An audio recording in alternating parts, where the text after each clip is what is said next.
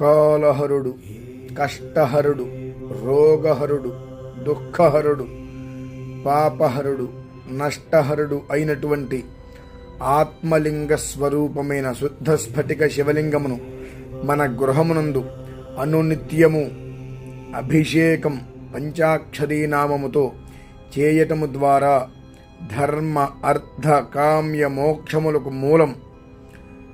ధనవృద్ధి, వివాహ సౌఖ్యం, సౌభాగ్యయోగం, సంతాన సౌఖ్యం, ఐశ్వర్యయోగం, అధికార స్థితి అను ఎన్నో విధములైన ధర్మ విధానాన్ని అనుసరించి మొదలుపెట్టిన ఏ వ్యాపారమైనా నిరాటంకంగా విజయవంతంగా కొనసాగాలి అంటే ఆ శుద్ధ స్ఫటిక శివలింగం మన గృహమునందు ఉండటం అనేటువంటిది సర్వదా శతధా సహస్రధా అనేకధా అపరిమితధా సకల శ్రేయోదాయకం.